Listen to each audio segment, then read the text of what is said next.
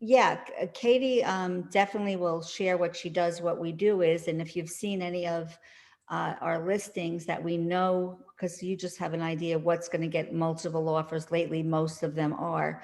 So we put a link in our listings. They go on the link and they're just putting in a summary of what their offer is in addition to them sending the offer. But we have it that way. And even Katie can share the screen to show you how we do that. It might be something that everybody starts to do because, you know, you really do, when so many offers are coming in, you can lose track. And sometimes if somebody doesn't tell you they're sending the offer and it goes to spam or something, especially Dotloop usually always goes to spam or just doesn't come to us. Then this way we confirm it. We look at the Google sheet. And if they don't go into the Google sheet, because there was one house, we had 30 offers. How do you really manage 30 offers? You have, you know, I don't want to print everything. That just defeats the whole purpose. So we put everything on a Google and Katie can show you what and how she does that. If you're interested, are you interested is the Yeah, question. I think Shake your head.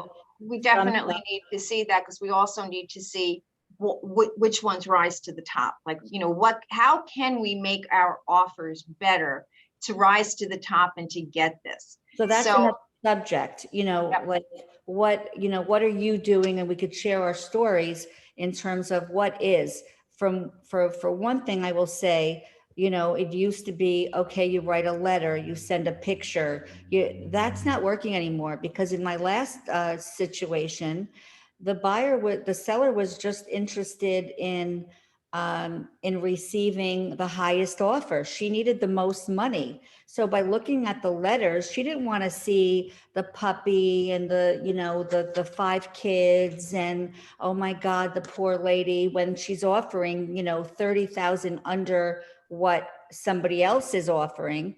She just, you know, just show me the money. And I know it sounds awful, but some people really do need more money and they don't want to be emotionally. So I'm seeing less emotion right now and more show me the money. So And that's not working anymore. In we're fact, not allowed to put they changed the rules. I don't know if it was NJMLS or Najar, but we're not allowed to offer a letter anymore. Your buyers can bring that letter themselves and put it in their mailbox or deliver it themselves, but we aren't allowed to put it in with the offer. okay, so that's good to know. So I should write that because I go through so many letters and I'm like, oy. Yeah, But they can get it there themselves. They can drop it off at the house. most people don't know that, Colleen. Is that just like a state law? Most people really don't know that. I'm getting letters Just, with every offer. yeah, it came up at one of our last team meetings. I think Gary, you had come across it with one of his offers and brought it to our attention. And yes, it's yeah. Fair housing, I think it's, Yeah. It's a fair housing thing. So yeah. So Katie, I don't see you because I'm here. There you are. Hi. Hi. Yeah, so we just went over all the offers and Katie just sent the Google spreadsheet to our seller to look at them all. And then our TC, our transaction coordinator, she sends out all of the rejection letters because whether or not they want them, we send them because I don't want to be held liable for them accusing me of not presenting the offer. So they sign every single rejection letter where someone's offer was not accepted. So I can share the screen, Colleen, for the spreadsheet. I pulled up a spreadsheet that's it doesn't necessarily have any indication as to what property it is. So I'm not giving away any information, but I should say that I don't know that everybody does this. This is via Google Forms. And essentially what you're doing is, I don't know if anybody's kids are in virtual school, but this is how they're testing a lot of times right now. And then you're able to pull from that Google form a spreadsheet, which you can provide to your seller, which gives them the bullet points of these offers. They still see the offers, obviously, but this is a way to keep it organized so that if you're a listing agent, you know, a heavy listing agent, this would be a good way to keep it together. So It's a highest and best offer form. All the questions are there. What's your property? What's the property address you're referring to? What's your name? And what's your offer amount, and all of those sorts of things, financing and so on. And then at the bottom, there's additional terms of contract. Are you waiving the appraisal? Are you doing a limited inspection only for oil tank and those sorts of things, which everybody seems to be doing. Once this is all answered and we're good, I can send this off into a spreadsheet. There will be, when it's done, a little icon up here, create a spreadsheet, which can go to the homeowner. And that allows you to have a conversation with them that's kind of much more visually impactful, because it gives them the price, the down payment, the close date, the additional, provisions that would be at the bottom of the offer. But the other thing that we ask at the Paula Clark Group is for the offer to be sent to Paula's email, and it has to be buttoned up. And this is what Colleen and I spoke about. If you send an offer and then we have to chase you for the lead paint, and then we have to chase you for the COVID waiver, and then which should come in when you show the property in the first place, what we're seeing is that it gives us a sense of whether or not you're going to be an easy person to work with, really, when it's all said and done. So if you send us the offer, the pre-approval, the lead paint, the seller's disclosure, the COVID waiver, again, would be super helpful for those of us that are getting it out for signature, to have it all in one neat package. That's huge, because we need it that way. And then the other thing is, just want to, on that note, Katie, you'd be surprised how many people write up an offer. And well, I'm seeing some handwritten, which just blows my mind. In this day and age, we're still writing contracts and then scanning them, and they come in and they look so awful. So you're like, okay, this person is really not very tech savvy. We're going to be difficult in dealing with this person, but still. But we'll see they don't put the buyer's address, or they put the numbers in the wrong place. They don't check, or they maybe have written another offer. So they kind of auto-populated another offer. So it said a different number. It had a different property. It had the wrong commission giving out. I mean, all these little things that we really have to pay attention to detail. We really so have. the other thing that we're finding is that waiving appraisals is common. And before it even goes to Paula, if you're going to waive the appraisal, say, you're offering 50,000 over asking, which is normal now. We ask that you provide us with proof of funds to prove the fact that you can cover the difference if there were to be a discrepancy in the contract price and the appraised value of the home. So even though you're submitting a pre-approval, and sometimes it's an FHA, and I know that FHAs are hard to get approved right now. VAs are hard to get approved right now because of the appraisal factor. But what we're finding works is to provide us with a proof of funds, so that, because sometimes people are taking on an FHA loan so that they can put aside money to correct things in the home. And if that is the case, that means you have money in the bank. So if you can provide us with a proof of funds that makes up the potential discrepancy, if, who knows what's going to happen with these appraisals, so that you can say, although we're taking out an FHA, although we're taking out a VA loan, what we'd like to do is waive the appraisal, and here's proof that we could handle that if that were to come to be the case. Give that to us up front, and it makes it a really strong offer. So what I'm hearing is that, we've got to make these offers. And I love the way your expression, Katie, was buttoned up as much as possible. Yeah. So we just can't be, I know we're on the fly and we're going fast, but if we want our offers to be really looked at, why don't we make them look better than everybody else's? Exactly. So I love all these points that you're saying. And somebody asked if you could share that form. Is that a form that you can share? The Yeah, one? Yeah. I can share it. You have to have Google Forms in your, as an option. I believe that's an extra feature that we have, our team has, but I highly recommend it because it just makes, we've gotten 20 offers on properties before and you lose them. They We get have lost. 40 in And Field. the other thing is I definitely do not send a dot loop because they are not easy to find.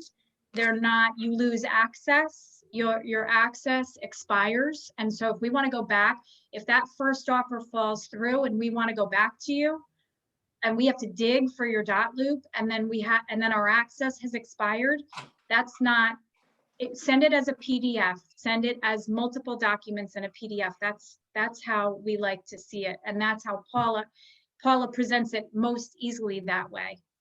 And another good thing to do also is when you send the offer, I love it when agent will put a little summary in the email.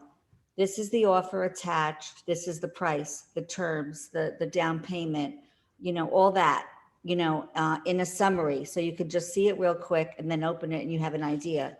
That, it really does make a difference in the offers that you choose today.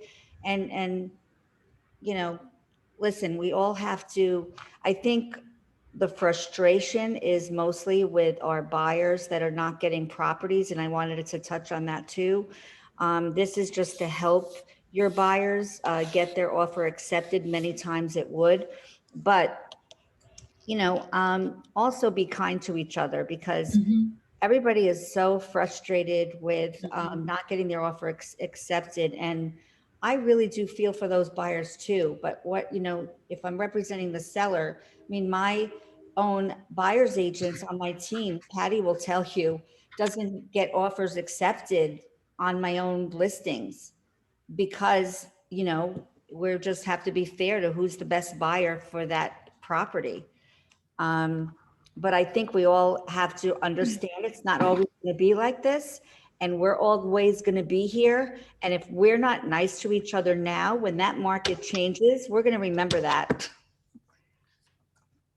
Sherry, did you have something you wanted to add? Yes. One thing, Paula and Katie, do you, for the Google Sheet, do you fill that in or do you ask the agents to do that on their offer? So the link for the Google form is in the agent remarks on the MLS. Okay. And additionally, it says, please submit your offer to paula@thepaulaclarkgroup.com because we do need your pre-approval and all the docs that go along with it. And then additionally, I post it on showing time. Okay. So when you get an approved showing, that link is available to you there. So and then the other way that I have it set up is that you come in with an offer and then we let you know that we're asking for highest and best by such and such day at such and such time. You can modify your offer. So you can, the agent, this is all on the agent. It's totally, you're responsible for filling out that form, but you can modify your offer if you'd like to increase it or change your terms or whatever you want to do. Okay.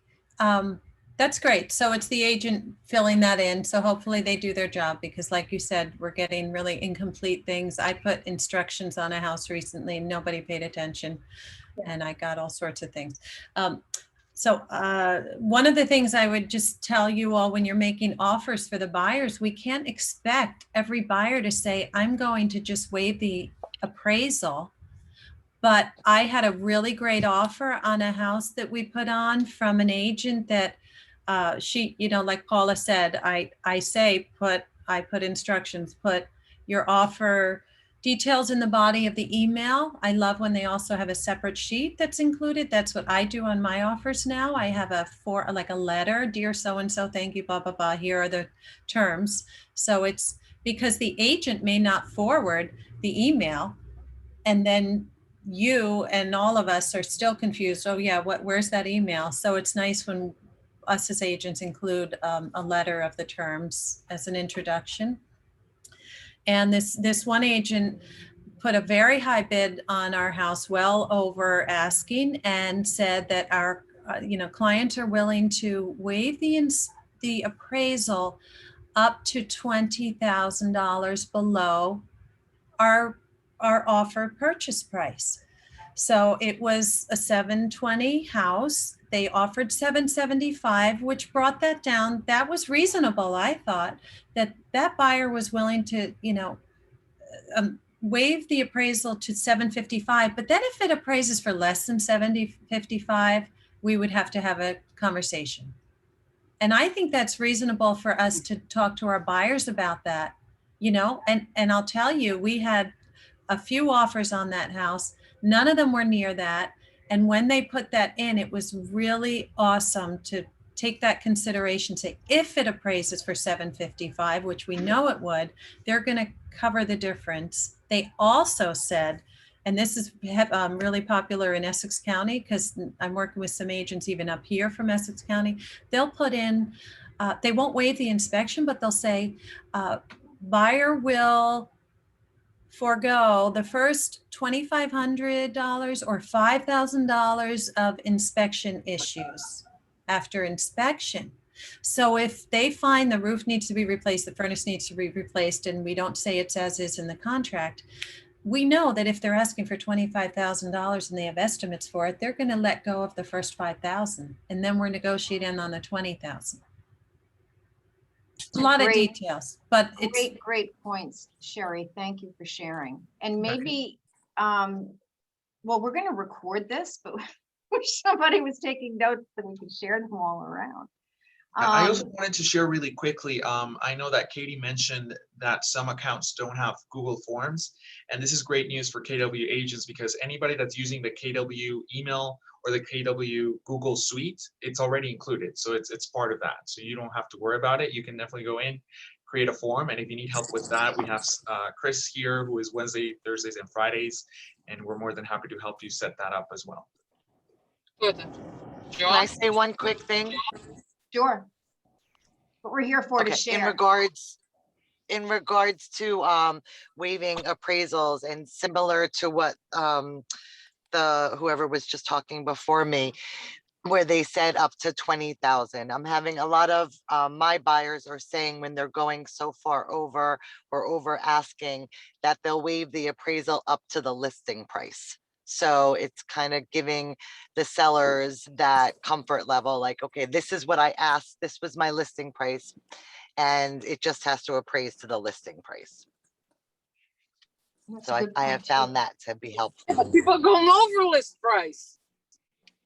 Yeah, That's what I'm saying. When they offer over, they say they'll waive the appraisal up to the asking price when they're offering over. Bullshit. Everyone's Yeah, off. because some of these homes are on the market for overappraised value. I mean, because they're watching the market climb. They and agree on the appraisal based on the list price.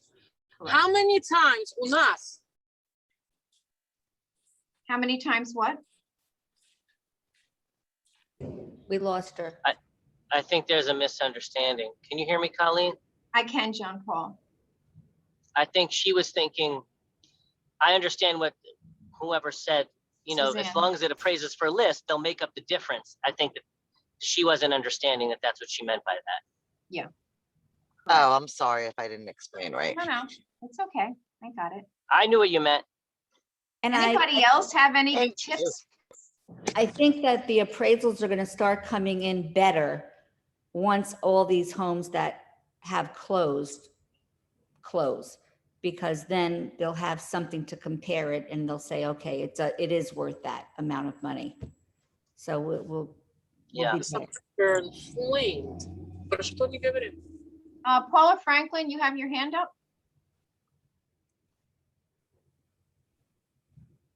You have to unmute yourself. Hi, can you hear me? Yes. Okay, so what I've been doing with inspections is waiving everything except for structural, environmental, and mechanical. And then, it depends on the house, but so that's been going over well. Just Okay, saying. that's- But the that- one thing, can I just add to that, Paula, is a lot of times when somebody has done that, it's open to interpretation as to what they consider environmental. So And sometimes, structural. I yeah, was just and- gonna say the same thing. yeah. So, Because so we're you have getting to a lot be of little people more say it, specific. right? People say it, and then, you know, X, Y, and Z could be considered structural. And they're gonna take it that way, and they're either gonna remove themselves from the contract, or they're gonna ask our seller for $10,000. Yeah. And because it falls under the structural. And the other thing, I was Well, gonna say, structural to me would be, I would need a structural engineer if if we see like a crack that's going, vertical, on the home in the back, like that's, But Yeah, then, Frank Guzzi was on Termite a, damage. Frank Guzzi was on one of our calls recently, and we asked this question. It was a couple months ago, and he said there's a lot of gray area when you say Yes. structural. okay. It can count the roof. I'm going to be honest with you, because I know that as a listing agent, when I get offers, I'm not impressed by people saying only Yeah. structural. So if they say only environmental, we're just going to do a sweep. I say, let's go. If they say only structural, environmental, mechanical, I'm like, okay, now we're going to talk about a new AC, even though it's working, Yes. a new furnace that's at the end of its life, a roof that probably has only 6 months or a year Okay. left. Okay, So- so what should I do? Take out mechanical? Because it's been I going think so. over fine so far. No, you should do whatever your buyer is comfortable doing. We cannot force them. Huh? We Yeah. cannot force our buyers No, to give that up, but Yeah. No, but I think you can just ask for clarity though. Just if you're structural, like for structural, to me, it's termite, it's the structure of the home, Yeah. and it's the roof. If those Yeah. things are okay, but maybe it's better to offer that clarity. Yeah. Typically, I ask the question when I see it on the offers that come in on my listings. we do Right. too. And- structural. and then if you know Yeah. that the roof is 20 years old, and you know you're getting 30,000 over, you make it clear to that buyer, well, Right. this is how old the roof is, it's not leaking, don't ask us to replace the roof. Right. So like I said, yeah, it depends on the home, but for sure, yes. And then the other thing that we talked about, Paula, was that just because Highest and Best has a deadline of Thursday at 3:00, offers can still come in under the attorney review clause in the contract. And so we are getting a lot of misinterpretation of what Highest and Best, and we're getting flack for the fact that we're accepting offers into the attorney review period, which is our obligation to the seller. So we don't have a choice. We submit it oftentimes to the seller's attorney so that they can go ahead and have a conversation with the seller. But just because there's a Highest and Best deadline, if somebody walks in with 50,000 over what we agreed upon, we have to submit that to the seller and give them a chance to either accept or, sometimes they'll say, I'm happy with this offer, I'm going to stick with it, I gave them my word, but sometimes they don't. And that's not our fault. And that plays into making sure you have a really good attorney on the buy side to get you out of review really quickly, because the likelihood that could happen is pretty good if your attorney is dragging his or her feet. I mean, that's a really good point, Katie. We really have to move these attorney reviews as quickly as possible. There's a question in the chat from Lisa Roberts. As a listing agent, would you rather see over asking, more money down, 20%, and no appraisal waiver, or less money down, say 10%, but waive the appraisal? My buyers who are offering over asking, putting down 20%, and can't afford to do all three things. I think as long as it's conventional, 10% with more money, I think is something that somebody would accept. And as long as you know that they have the extra money that save that other 10% in case it doesn't appraise. So if you put 10%, it's a conventional loan. I know that's how I would look at it. And if they're giving you 30,000 more than the other guy, then I'd rather put less down. 10% is still conventional, and it's still pretty big chunk of the deposit. That's my opinion. I had a conversation with. Go ahead, Gary, go. No, I'm sorry. I had a conversation with Shane the other day, and we were presenting an offer, and the client's putting down 15%. But if it doesn't appraise, he doesn't want to necessarily come out of pocket with cash. And the way she was explaining it is he can easily, based on his finances and his debt to income, he could finance more if he wants to and just finance the difference. If it appraises 25,000 under the contract price, he doesn't have to come to the table with $25,000. In other words, he could finance that into the loan. So that's always an option where people don't necessarily feel that if it appraises 50,000 under contract, under contract price, that they're coming to the table with an extra 50,000 cash that could be financed. So I would talk to the lender that you're working with, because I think there are other options. I think there's a misconception there. But that, and that's a great That's a good point, point. Gary. But the other thing is, if you have that conversation with your buyer, they have to be comfortable, because this is what happens. The buyers are not comfortable with paying what they think is over what it's worth, right? So you want to tell them, well, it doesn't matter anymore. That's what I tell. It doesn't matter what price it appraises for. This is what the home is worth. And a lot of people want to renegotiate because they don't want to overpay. I agree. No, absolutely. I mean, at the end of the day, they have to agree to waiving the appraisal and knowing that the seller is going to get their contract price no matter what. But the question is, where does that money come from? Is that cash, or can they just finance that difference? Refinance the loan. But Exactly. are you starting, the question is, and I wish a lender were on here, are you starting from the beginning again in terms of now you're changing a contract price? And now is it going to start from the beginning where they have to go back and reappraise, or how does that work? Yeah, Shane made it sound like as long as the the equity is there, that you're not starting from scratch. But yeah, I'm not a lender, obviously, and That's a good question, though. Like, how does that, because, once you change the price of the offer, everything, changes. That would be great to get Shane on one of these calls, Yep, absolutely. or one of our in-house lenders, not just Shane, but. Yeah. Andi, you had something to add? Yeah, so and Kelly's answering me now, but my question was, if the house doesn't appraise and you're asking them to finance more to cover the difference, I don't understand how that works, because it's going to appraise the same way if you're financing more. So you're just simply asking the bank to give you more money for that property? Yeah, if you could get a loan from more. So for example, if you're putting down, let's say you're putting down 15%, for example, and you have the funds, but maybe you want to do work in the house, what have you, you don't want to put 20% down for some reason. Okay. It's if you have the funds. One thing I should mention, which I failed to mention, he said that if it's under 20%, as far as equity with your loan to value, he said that you still would have to pay PMI, but people would rather pay $150, $200 a month until there's 20% equity than have to put it, $25,000, $50,000 from cash. Exactly. To make up. Yeah. Right. I've seen that. Gary, I think that's And just to I think that's answer the best- Lisa's Sorry.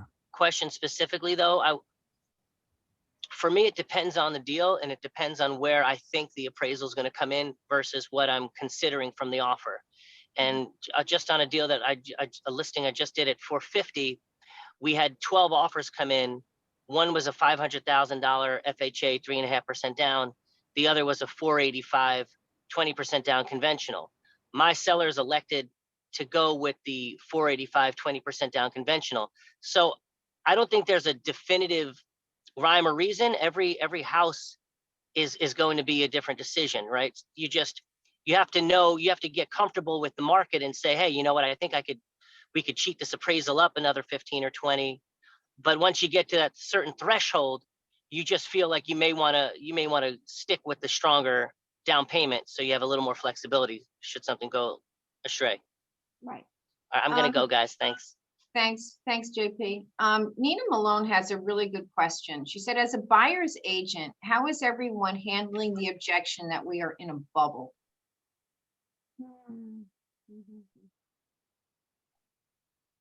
I mean, that's the, like, how far can I go? When is the market coming down? I mean, It's very different than the bubble, very different. And you can even Google how to use the right terminology to explain what that meant. But you have to understand the loans back then, when we had that bubble, was more that anybody could get a loan. That's number one. So everybody was getting financed when they really should not have been getting financed. And that's why they lost their homes later, because they couldn't afford that mortgage. Today, the lenders are a lot more conservative and they're not giving everybody loans. So that's a big difference right there. Right, but I think and maybe I'm interpreting it, but I think what she meant was I think the buyers are afraid they're overpaying for something. Forget about the word, bubble, but how, what is, oh, Nina, maybe you can speak for yourself. Yeah, Nina, what are you you're asking? They are No. overpaying. Yeah, it's exactly, I know it's very different than, the last bubble, which was, the banks. This is more a supply and demand issue. But yeah, when people are asking me, like, do you think like in 2 years, like there's going to be a drop? Like, how do you handle that objection? I mean, no one could actually determine which way the market is going to go, but I would love to hear how all of you would handle that objection. I do tell people that the market is cyclical no matter what. And if they hold on to their property, just like holding on to a stock, a conservative stock long term, it's going to go back up. So you just have to ride the wave. That's if you're buying to invest and flip, unless you're doing it within the next year or two, I think they're saying that the interest rates will go up a little higher in 2023. So, get in fast. But if you're in it for the long term, stick with it. And 10 years from now, you'll make a profit. I think, Tom, you had something you wanted to say before? It was off of Gary's comment, but now I forget my train of thought. I think it was the appraisals. Yeah, so I think I just had a similar situation. I sold the house in Hackettstown and we had to win. We were like I think there were 4 offers. We got it. And then of course it appraised for the actual listing price. And then I told the guys, I said, just figure out the numbers between 5% down, and they were putting 15% down. So I said, if it doesn't come true, I was like, look at the difference. Your mortgage is going to be, and that's the way you're spending it. Look at what your mortgage is going to be at 5% versus 15, and what money you're going to have to bring in the difference. Because I don't think it's, in these other cases, I heard you guys talking, I don't think it's a ton of difference.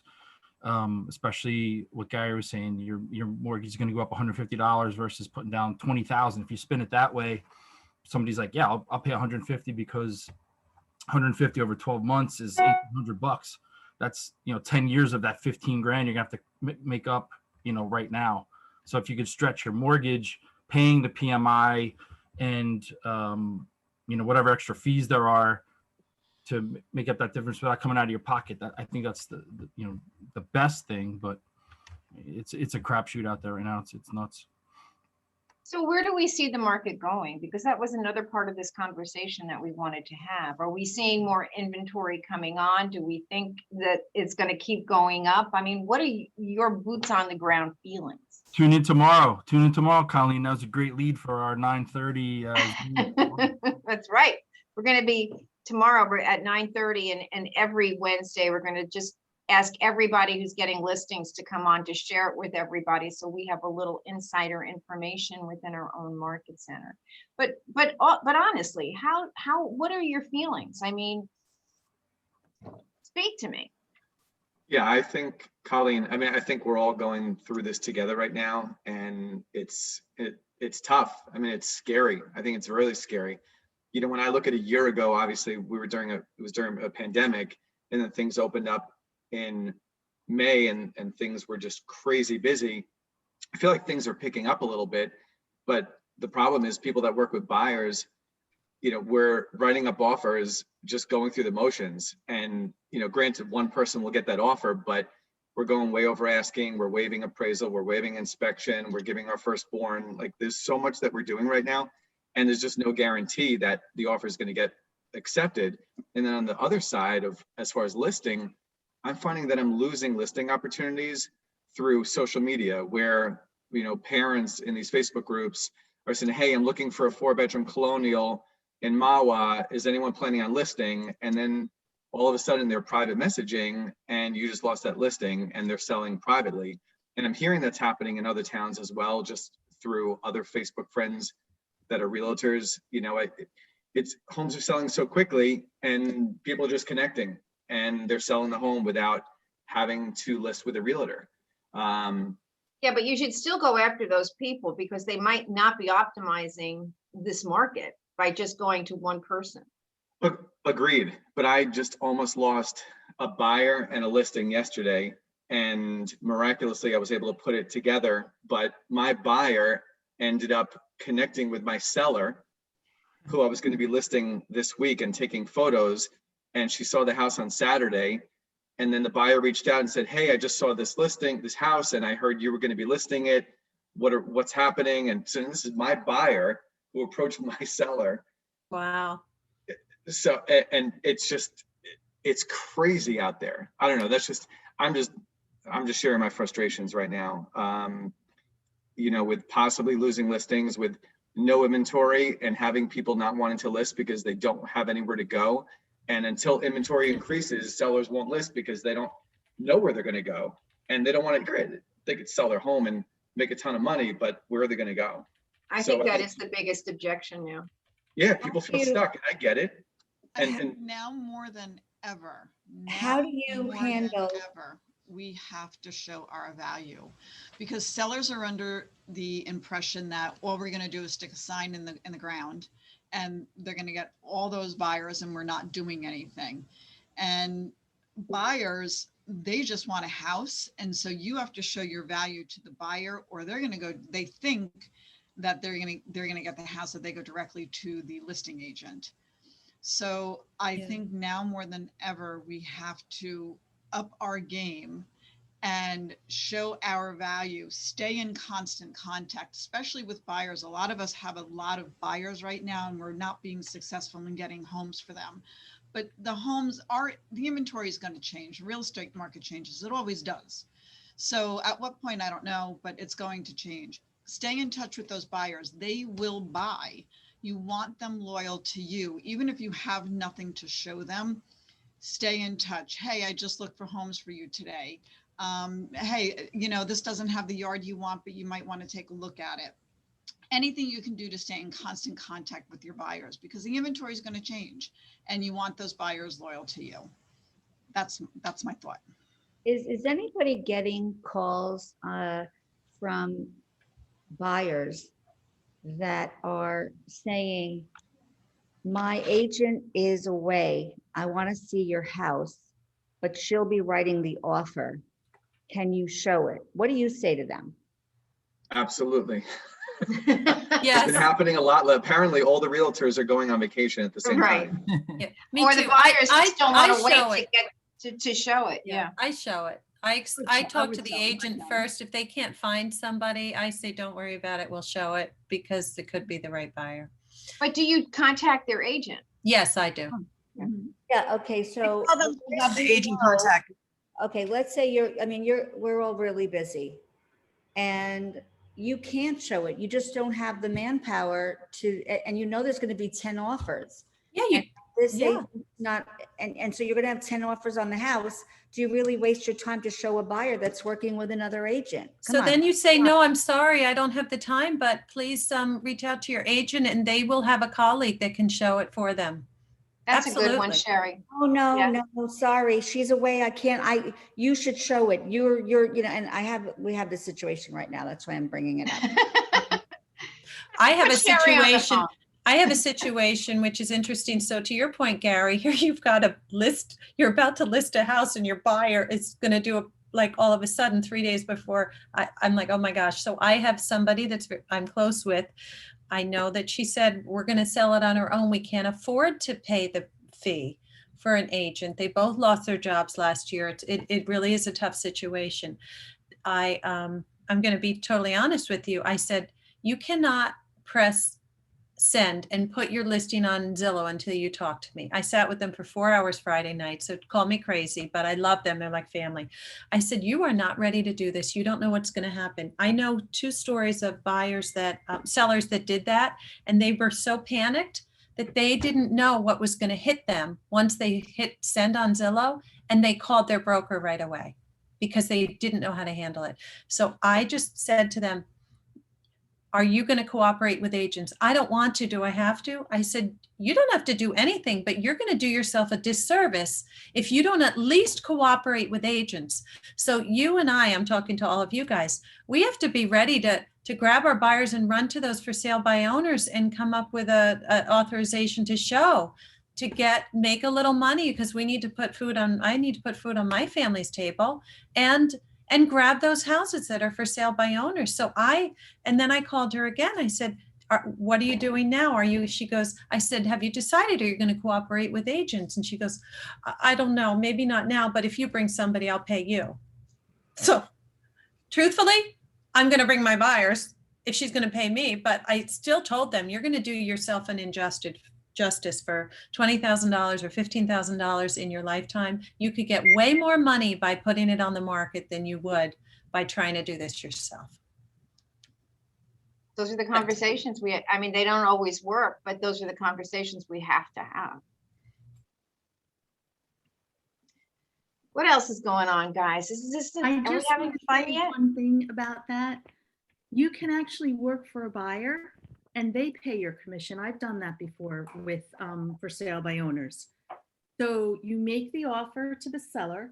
You're basically a buyer's agent. You're not a seller's agent. And when you put the transaction together, you either can put your commission into the transaction or the buyer can write you a check at the closing. And then that becomes a write-off for the buyer, not the seller. I've done that twice.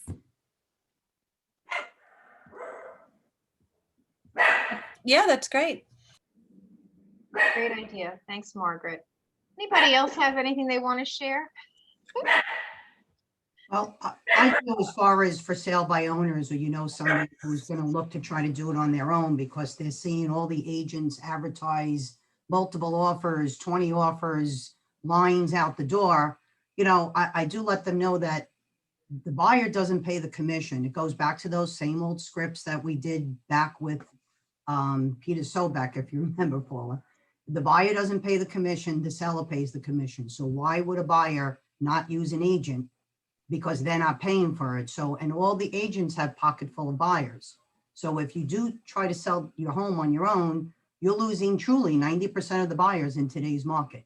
And the process is so much more involved with inspections and everything that you need an agent on your side. You can't do this on your own. I think this was good. I think we got some direction on how to make the offers buttoned up, how listing agents look at the offers, how to sweeten the pot, so to speak. We got some direction on the market. It's out of control. It really is. Just good insight, maybe some buyer scripts and whatever. Anybody else want to jump in and wrap this up? And one of the things that somebody wrote on the right side in the chat before, which I'm sure everybody here knows this, but maybe you don't. In the New Jersey MLS, there's it's kind of crude the way they do it, but there are all the exclusive listings. And I think once a week they put a list, and they literally have a typed list. You have to go in the forms documents of the New Jersey MLS and look under exclusive listings. That's one way we can look to see if anybody else has them that we could get our buyers into. Right.